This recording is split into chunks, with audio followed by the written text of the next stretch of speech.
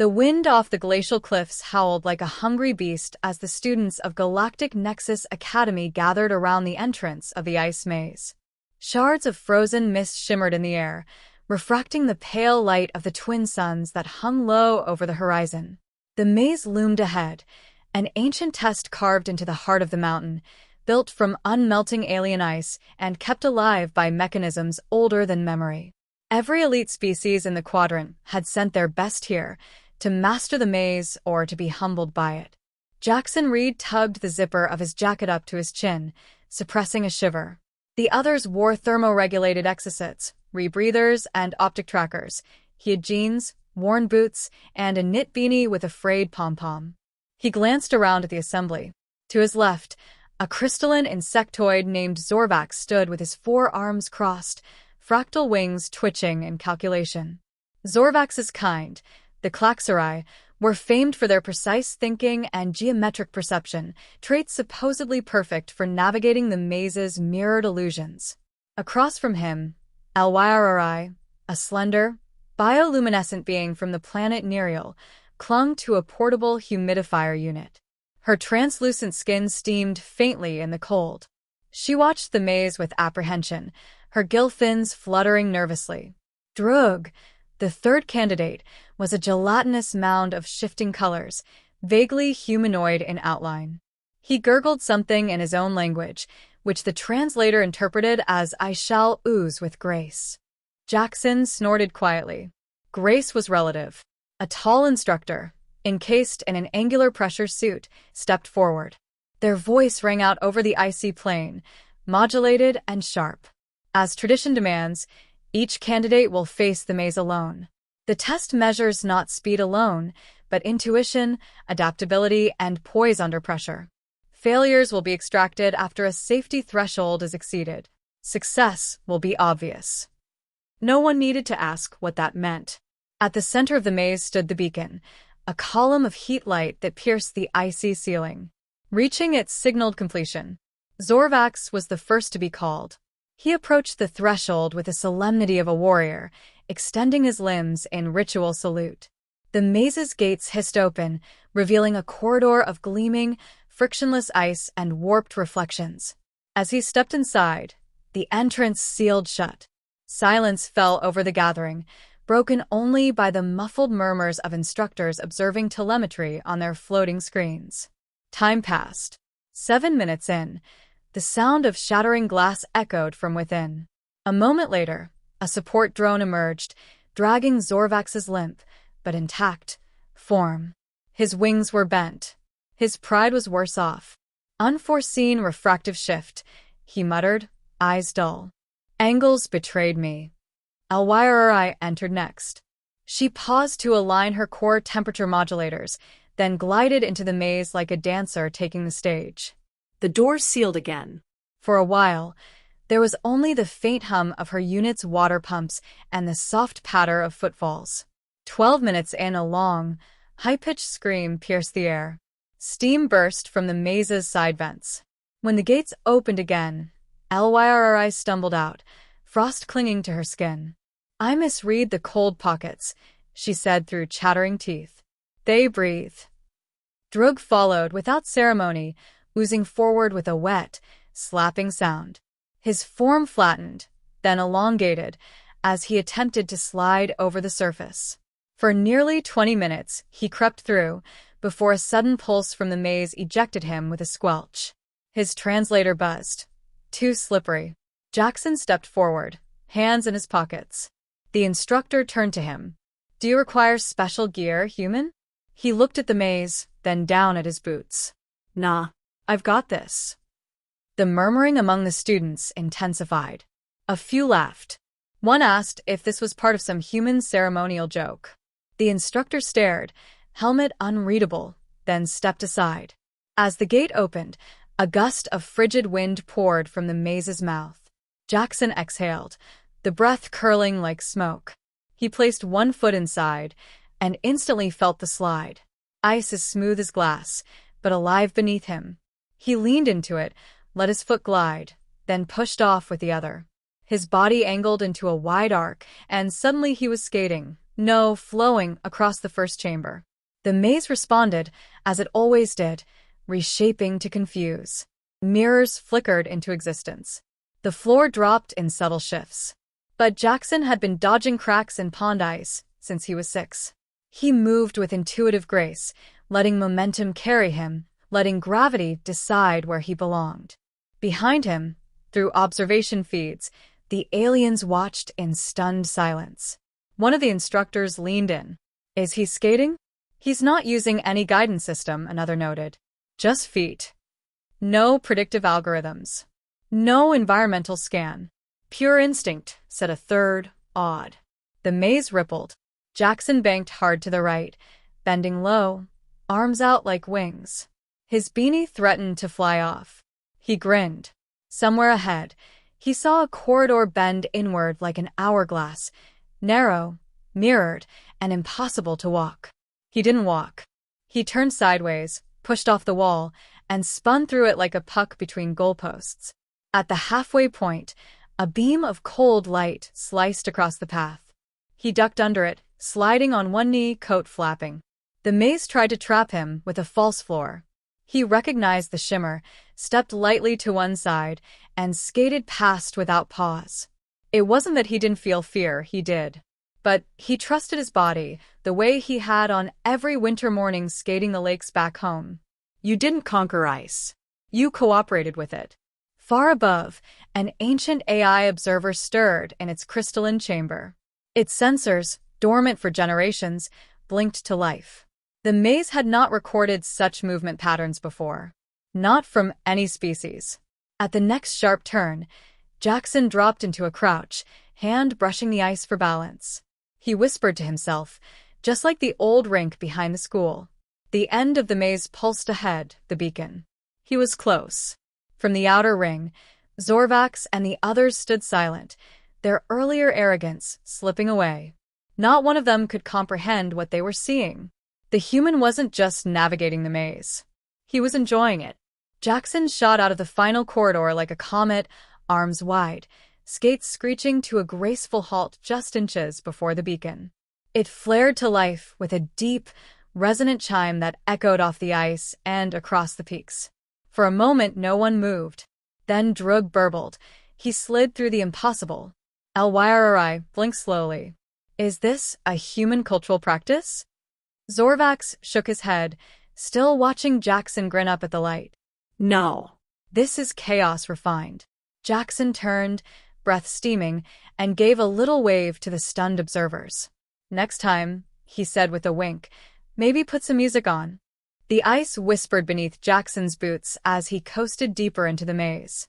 The light here was dimmer, refracted through layers of frozen glass that bent it into soft, shifting hues, blues, greens, even flickers of violet.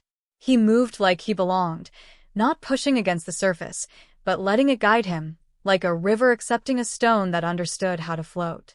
Behind mirrored walls, hidden cameras tracked his every motion. In the observation chamber, the alien instructors watched in near silence, save for the occasional hum of data parsing and the scratch of styluses on tablets. Jackson's trajectory defied conventional movement models. He ignored logic paths, took the turns too quickly, leaned too far, and somehow kept upright. Not a stumble. Not a pause. Just flow. He's improvising, one muttered. That's not improvisation, said another, voice low. That's intuition. The maze had recorded millions of paths over its lifetime. Many of them failed, some of them brilliant. But none like this. Jackson traced curves no one had considered viable. He cut through angles deemed too sharp, launched off slopes that should have upended him. The AI embedded in the maze's systems began flagging anomalies, attempting to categorize him. It failed. Jackson's breath steamed as he pushed into a wide chamber with a spiraling incline. Here, the challenge increased. The walls spun slowly, creating a disorienting visual field. The floor offered no friction, just the same cursed perfection of ice.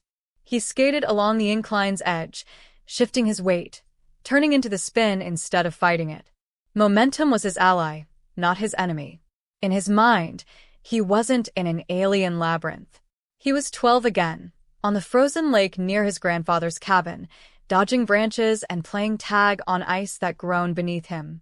He remembered losing a glove in the snow, laughing as he tried to scoop it up mid-skate, falling flat on his back and staring up at the gray Minnesota sky. Cold had never scared him. Cold was part of him. His grandfather's voice echoed in memory. "You don't fight ice, Jack. You listen to it. It tells you where it's safe, where to slide, where to stop." Back home, they didn't have training suits or virtual simulations. They had frostbitten cheeks, bruised knees, and the kind of reflexes you only got from surviving 100 near falls a season. Hockey, pond skating, ice races, they weren't sports so much as survival turned into art. He smiled at the thought and dropped into a crouch as the path narrowed, his body threading a gap no wider than his shoulders. Behind him, the maze shifted again, reshaping corridors to test him further. It couldn't understand him, but it could react. In the chamber beyond, the ice turned opaque, fogging beneath his feet. It reflected distorted images of himself, some skating ahead, others falling. False echoes filled the air. He ignored them. The ice was trying to make him doubt. But he wasn't like the others. In the outer chamber, Lyri watched the footage, arms folded around her rehydration unit. There was a strange look in her eyes. Not jealousy, not confusion exactly, but something closer to wonder. She'd always believed that mastery came from discipline, repetition, and data. But this human hadn't studied the maze's schematics, hadn't trained in climate-adaptive simulations. He had simply entered and adapted. Droog emitted a low, thoughtful burble. His colors pulsed from blue to soft yellow. Human movement, irregular yet efficient. This contradicts projected outcomes. Zorvac stood apart, arms behind his back, watching without blinking. He had failed the maze by placing too much trust in angles in calculation. He hadn't accounted for chaos, the small variances that threw perfection off balance. And yet, this human danced in chaos like it was his home terrain. Back inside, Jackson passed a row of blade-thin pillars. He didn't hesitate. He sped up. At the last second, he leapt, boots grazing one pillar, then the next, hopping like a skipping stone across a pond. He landed cleanly and kept going. Above him, the ice cracked, not in a threatening way, but like something ancient watching had chuckled. The maze was learning. Jackson's pace slowed as he entered a circular space lit from beneath. A fine mist curled at the floor, disguising traps. The walls spun slowly, casting long shadows. A normal challenger would stop here to analyze, to map, to plan. He didn't stop. He moved in slow loops, tracing the edge of the space until he could feel, rather than see, the rhythm of the place. The slight dip in the ice that meant a trapdoor. The faint tilt where footing shifted. His instincts hummed with each tiny cue, each whisper beneath his soles. The maze surged, attempting to compensate. Illusions formed. Duplicate beacons flickered into sight. Jackson stopped, just briefly, to catch his breath.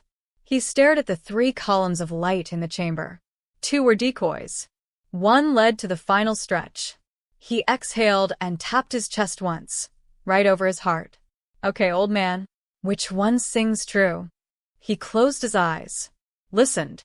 In the silence, he could hear it, the low hum of power resonating under the ice. The same subtle pitch his grandfather's old rink lights used to emit when they powered up at dusk. The left beacon. He opened his eyes, grinned, and turned toward it without hesitation. As he crossed the threshold, the maze stilled. No new traps formed. No ice broke. Instead, the air shimmered softly, like it was holding its breath. Jackson disappeared into the narrowing corridor beyond, his silhouette framed in glow. The instructors stood in stunned quiet. "He's solving it like it's a game," one whispered. "No," said the oldest among them. "He's not solving it. He's dancing with it." And beyond the last chamber, the final test waited, alive and aware that for the first time in centuries, it was being enjoyed. The corridor narrowed into silence. Jackson's breath came in steady clouds as he slowed his glide, boots rasping gently against the maze's smoother-than-glass surface. The world beyond the false beacons had changed. No more mirrored illusions. No spinning walls or deceptive reflections. Here, the ice was clear, untouched by tricks, as though the maze had stripped away its defenses, exposing something more ancient. Something watching. He stepped onto a platform that jutted out into a dome of pure crystal. It shimmered with a cold brilliance that didn't reflect him, but instead showed fragments of memories, his own. Images blinked across the surface of the walls. His first skates, the bruised knee he didn't cry over, his mother's proud cheer when he scored that one lucky goal. His grandfather's gnarled hand tightening the laces on his boots. Jackson's jaw tensed. He wasn't ready for this. The maze had learned him, piece by piece, not just how he moved but why. It wasn't trying to beat him now, it was trying to understand him. A soft tone vibrated the floor. Ahead, a stair of translucent steps extended into the core chamber, where the true beacon waited. It pulsed softly with heat light, its glow casting faint warmth for the first time in the entire trial. But standing in front of it was a figure, tall, humanoid, translucent as the ice around them. Eyes of soft blue light met Jackson's without malice or challenge. A construct, maybe a guardian, maybe something older than that. "Are you the final test?" Jackson asked aloud, his voice swallowed quickly by the chamber's acoustics. The figure didn't speak, but shifted its stance. Then, without warning, it moved. A blur of motion. It skated, not walked, toward him, with a smoothness that defied gravity. Jackson barely dodged the first pass, pivoting on instinct, using the force of its glide to spin into a defensive crouch. The figure came again, carving arcs in the ice like it was painting with motion. No weapons. No malice. Just a challenge. So that's what this was. A duel, not of violence, but of movement. Jackson smiled, exhilaration rising. "You want to dance?" he muttered. He pushed forward, gaining speed. The air cracked with sudden cold as he matched the figure's rhythm. They passed each other again and again, tracing spirals and crossovers like ghostly skaters on a lake at dawn. It wasn't a fight. It was a conversation, one without words, just feet and speed and instinct. For minutes, maybe hours, they moved together. The figure mirrored him, tested him, learned him. At one point, Jackson tripped, only to catch himself with a hand swipe against the slick ground. He laughed, breathless, and the figure responded with a wide loop around him, circling like a comet. In the observation chamber, the instructors stared at the telemetry in disbelief. "He's communicating with the maze's final AI," someone whispered. "It's adapting to him." No. "It's accepting him." The others, Lyri, Zorvax, Drug, watched with wide eyes. No longer competitors. Just witnesses to something unprecedented. Jackson felt his legs burn. His lungs strained against the thin air. But he didn't stop. He pressed forward, cutting into the space like a blade, giving everything he had. Not just skill, but memory. Emotion. His entire story, laid out in how he moved. Then, just as quickly, the figure halted at the center of the chamber. It stood straight, motionless. Jackson skated to a stop, gasping, sweat cooling instantly on his skin. The figure raised a hand. Behind it, the beacon surged, glowing brighter than it had for anyone in decades. Jackson stepped forward, the hum of heat washing over him. He reached out, hand hovering an inch from the column. There was no test left. No puzzle. Only choice. His fingers brushed the surface. Light exploded around him. Gentle, not blinding. The ice beneath his feet warmed just enough to soften the ache in his knees. The crystal walls lit with images, not illusions, but recordings. Dozens, maybe hundreds, of beings attempting the maze throughout the centuries. Failing. Succeeding. Struggling. And now him. The light dimmed gradually, and the figure bowed once. Then it dissolved into the ice, returning to its home. The dome faded, revealing the open air beyond. He had reached the center, and the maze had let him go. Jackson stepped out into the sun, blinking at the sudden brightness. A low chime echoed through the cliffs, a sound not heard in living memory. The sign of completion. Gasps and scattered applause broke out among the gathered crowd. Some clapped hesitantly, others with real fervor. A few stood in stunned silence, unable to process what they'd just seen. Zorvax approached him first, for arms extended in a formal Klaxoride gesture of respect. Your path was not logical, he said, and yet it was flawless. Jackson smirked. Yeah, I get that a lot. Lyrri floated forward, her skin pulsing with calming blues. You moved like you belonged there, as if you trusted the cold. I do, Jackson said simply. Drogue wobbled closer, his form flickering like a candle. The maze felt you. Strange. Beautiful.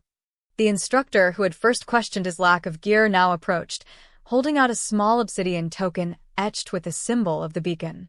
This is yours, they said, voice softer now.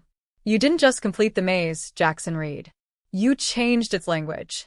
Jackson took the token, weighing it in his hand. He looked back at the crystalline mountain, the ice gleaming under the twin suns, and felt something shift inside him, subtle but permanent. Guess I just spoke it in a different accent, he said. They laughed, some awkwardly, some in genuine amusement. The human had broken every expectation. Not by overpowering the maze, but by dancing with it, sliding into its rhythm instead of forcing his own. As the transport ship descended to collect the candidates, the maze sealed itself again. Silent. Watching. Remembering. Because now it knew that even in a galaxy of precision and code, there was still power in chaos. In instinct. In heart. And in one lone human who skated through the impossible like it was just another winter morning. The beacon token was heavier than it looked. Jackson turned it over in his palm as the transport hummed gently beneath his feet, rising through the thinning atmosphere. The other candidates sat in silence, their gazes drifting between awe and unease. No one had expected the human to survive the maze, let alone win it. Now he held the symbol of completion, etched in obsidian and laced with filament veins of light, alive, in some way, like the maze itself. Lyrri sat across from him, her translucent skin reflecting the cabin's interior lights and ripples. She hadn't spoken since they boarded, but her eyes hadn't left him. At last, she tilted her head. You're not like the others. Jackson gave a small, crooked smile. I get that a lot. I'm not talking about species. I mean, the way you move. You don't follow patterns. You bend them. He looked at her for a beat, then nodded. Maybe because I never had the luxury of certainty. Back home, everything moved fast. You adapted or you got left behind. Zorvax let out a low chitter from the rear seat. Or you fell through the ice. Jackson chuckled. Exactly. A flicker passed between the candidates. Not fear now, but something closer to respect. He hadn't bested them with brute strength or superior knowledge. He'd simply read the world differently and survived it better. The transport's viewport shimmered as they breached the upper layer of clouds. Below, the maze glittered like a cathedral of frozen thought, its shifting corridors faintly visible even from this distance. In the old legends, completing it meant enlightenment, an opening of the mind. In modern terms, it was a rite of passage, one few ever finished. The pilot's voice broke through the quiet. Initiates, prepare for debrief. Orbit Station Alpha, 7 in 7 minutes. As the thrusters fired for stabilization, Drogue leaned forward, his voice bubbling like a spring. What will you do with your token, Jackson Reed? He hadn't thought about that yet. The beacon token granted more than symbolic prestige. It offered access to elite councils, invitations to explore ancient systems, doors opened in places most beings only dreamed of. But the maze had never been about reward for him. It was something else. Something older. I think I want to see where it leads, Jackson said after a moment. Not what it gives me, just where it goes. Lyrri nodded slowly, her gaze soft. Then the maze truly chose well. The station loomed into view, an enormous halo of light and metal coiled around the frozen moon like a sentinel. Docking clamps clicked into place, and the cabin hissed open. The air here was colder than Jackson expected, not physically, but in tone. A different kind of cold, sterile, orderly. They were greeted not by instructors, but by observers from the higher ranks. Tall beings in layered robes, faces hidden behind translucent masks. One stepped forward, hands folded. You are the first in over 4 cycles to complete the maze unaided. The assembly has questions. Jackson raised a brow. I expected congratulations first. The figure inclined its head. In time. But we are not curious about how you completed it. We want to know why it allowed you. Jackson hesitated. Then he met the observer's unreadable gaze. Maybe because I didn't try to break it. I let it be what it was. Most of you go in there trying to master it. I just listened. A whisper passed among the masked beings. One extended a palm. You would speak with the Council of Thought, then. If the maze truly listened, they will want to hear you. The others watched, waiting. Even Elwyrori seemed unsure. Jackson looked at the token again. It glowed faintly in his hand, pulsing like a distant heartbeat. He felt a strange calm rise within him. All right, he said, stepping forward. Let's talk. They guided him into a long corridor where the walls hummed faintly, not with electricity, but with memory. Voices whispered through the metal, recordings of other speakers, other maze walkers. Each word preserved like breath in frozen glass. He entered a chamber with no walls, only horizon, a simulation space so vast it mimicked sky. At its center stood a single chair. He sat. From the simulated ether, 5 forms emerged, each representing a counselor. Beings from different species, eras, philosophies. Their visages shifted gently, like images on water. The central figure spoke, a voice layered in dozens of harmonics. The maze has only accepted those it deems ready. But you are not from a world of order or preparation. You are from chaos. And yet you thrived. Jackson met their gaze. Where I'm from, things don't make sense unless you move. You sit too long. Everything gets harder. Life's slippery. You learn to dance with it. A pause. Then another counselor asked, and if we told you the maze is not merely test or tradition, but a message?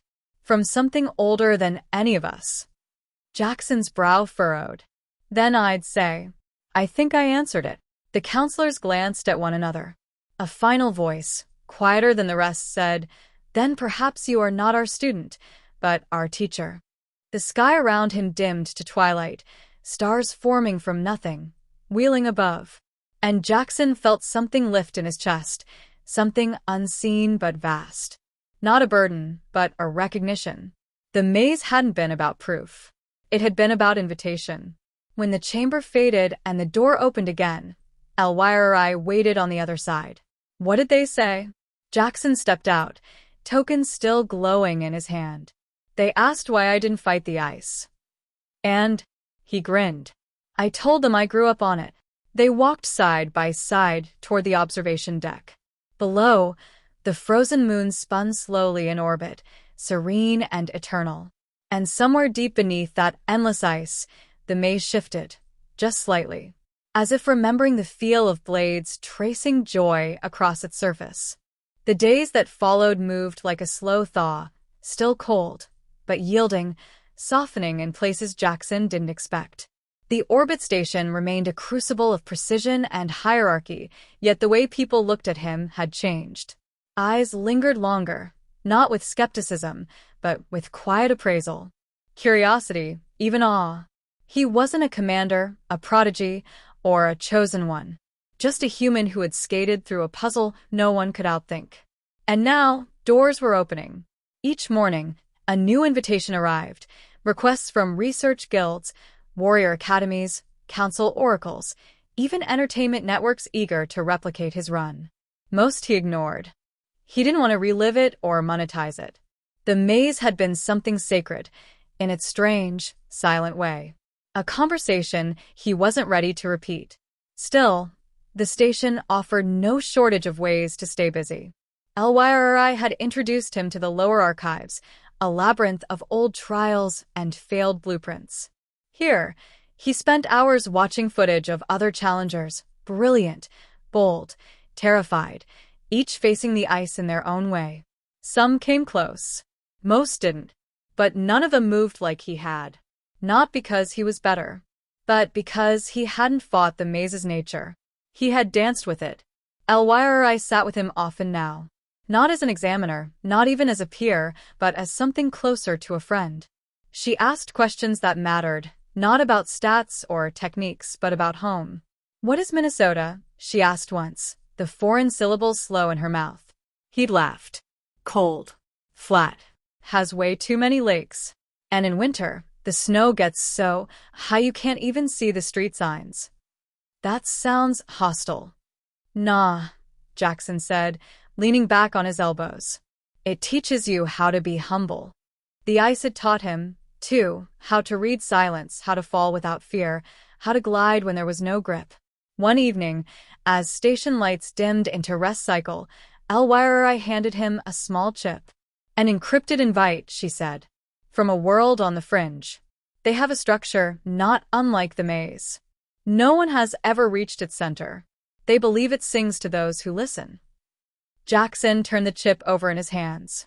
More mazes? Not quite. This one moves organically. It shifts like a living thing. There are no paths. Only rhythms. He studied her. You want me to go? I think you were meant to. He didn't respond right away. The idea stirred something in him. Not excitement. Not dread. Something deeper. The maze hadn't been an end. It had been a start. The next morning, he stood again before the crystalline token. It pulsed as always, a faint heartbeat in obsidian. But this time, when he reached out, it reacted. Light shimmered around it, and for a brief second, a pattern unfolded, impossibly complex, a star chart, a code, a path. Then it vanished. He stood motionless, stunned. The token wasn't a trophy. It was a map. LYRI appeared in the doorway behind him. It responded to you. I didn't do anything, he murmured. You were ready. That's enough. She stepped closer, her voice quieter now. The ancients who built the maze, they didn't leave answers. Only keys. The token is part of a network. Each one unlocks something elsewhere. He turned to her. How many are there? She gave a small smile. No one knows. But you hold the first active one in 5,000 cycles. Outside, the stars drifted slowly in their great, invisible orbits. Somewhere out there, other mazes waited, other trials, other songs waiting to be heard. Jackson looked at the chip again, then the token. His fingers tightened around both. I'm not done skating, he said softly. LYRI's expression shifted, admiration edged with something gentler. Then don't stop. Later that cycle, he stood at the edge of the hangar, watching the maintenance crew prep a vessel. It wasn't elegant, not even fast, but it had a reinforced hull, flexible grav tuning, and the kind of steering system designed for terrain that didn't follow rules. Perfect. As he boarded, LYRI appeared once more, this time without her usual datapad or formal uniform. She held only a thin, metallic strip, a bracelet of sorts, etched with the same flowing pattern as the maze walls. It's yours, she said, offering it to him. He took it, clipping it to his wrist. What is it? A reminder. That we watched. That you danced. And that something watched you back. He nodded, then stepped aboard. The engines thrummed, low and ready. The token sat in a small cradle beside the navigation panel, already interfacing with the system. A series of distant coordinates pulsed into view, no names, no planets. Just places the maze remembered. He leaned back in the pilot's chair. This wasn't just about ice anymore. Not even about survival. It was about understanding something older than language, movement, intuition, trust. He didn't know what he'd find out there. But he knew how he'd meet it. Skating. Into whatever came next. The stars ahead shimmered like cracks in a frozen lake, fractured, scattered, yet leading somewhere deeper. Jackson drifted in silence, the hum of his ship's systems blending with the slow rhythm of his breath. Beyond the viewport, the dark stretched in all directions, punctuated only by distant pulses. Coordinates the beacon token continued to whisper. He wasn't lost. He was following something older than a route. The first coordinate led him to a planet with no name, only a numeric designation and the unsettling title unmappable. The orbital scans were inconclusive. No consistent terrain, no predictable rotation. As he descended, the world below shifted in impossible ways. Mountains folded into themselves, oceans froze and thawed in rippling time-lapse, and valleys moved like waking creatures. The maze had been an architecture of logic, illusion, and testing. This place was wild, raw instinct rendered in geology. The planet was alive, but not sentient. It responded to presence, as if consciousness itself stirred its structure. The ship's stabilizers howled as they compensated for gravity fluctuations. Jackson skimmed the edge of a canyon that hadn't existed 5 minutes before and touched down on a shimmering plateau. The ground here was semi-solid, like ice in the process of deciding whether to be water. He stepped out, token in hand, its glow steady but not urgent. Each time he moved forward, the terrain shifted again, not threateningly, but inquisitively, as though it was watching him, adapting. Testing, yes, but curiously, almost gently. Then he heard it. A sound beneath the wind. Subtle. Tonal. Not speech, but resonance. A low vibration in his bones that called back the memory of blades on frozen lakes, of silence broken by motion. He slid forward instinctively, boots adapted for frictionless surface. He moved with purpose, but not destination, responding to the pitch and tempo of the land song. As he advanced, the landscape smoothed. Peaks leveled. Chasms narrowed. The world began to mirror him. It wasn't a maze. It was an echo chamber. Jackson realized the token wasn't merely a map, it was a tuning fork. He was here not to solve, but to sync. Hours passed, or minutes. Time felt uncertain here. At last, a structure emerged from the shifting terrain, a spire of translucent stone, not carved but grown. It pulsed faintly in harmony with the token's rhythm. Inside, he found no doors, no traps. Just a long corridor that grew brighter with every step he took, lit by his presence. At the center was a hollow sphere, floating above a dais. It rotated slowly, covered in fractal markings that reconfigured as he approached. The token vibrated in his palm, and then, without his command, lifted from his hand, drawn toward the sphere. It slotted in with a soft chime. The chamber surged with light, then dimmed to reveal something that stole his breath. Not a recording, not a message, a presence. It was not a being in the traditional sense, but a shape made of movement, fluid and vast, too complex for the eye to fully resolve. It reminded him of the maze's guardian, but this wasn't a projection. It was real, ancient, patient, and it watched him, not hostile, not inviting, just present, a mirror. Then a single impulse passed between them. Not language, not thought, a question. Jackson didn't know how he answered, but something in his posture, his silence, his steadiness must have been enough. The presence retracted, not in rejection, but like a ripple fading, and left behind a second token, smaller, white crystal, warm to the touch. Jackson stared at it, heart steady despite everything. This wasn't the end of a test. This was an initiation. The maze had shown him the path. This was the next step. He pocketed the new token and turned back toward the ship. The planet did not resist him as he left. In fact, it seemed to part in his path, clearing the way. The winds had calmed. The terrain held its shape. He had been recognized. A guest now, not an intruder. Back aboard his ship, the navigation display blinked. Another set of coordinates had appeared, unbidden. He didn't smile. He felt a weightless certainty, a growing clarity. The maze had not been the challenge. It had been the key. Now the door was open, and whatever lay ahead was no longer watching him from a distance. It was waiting.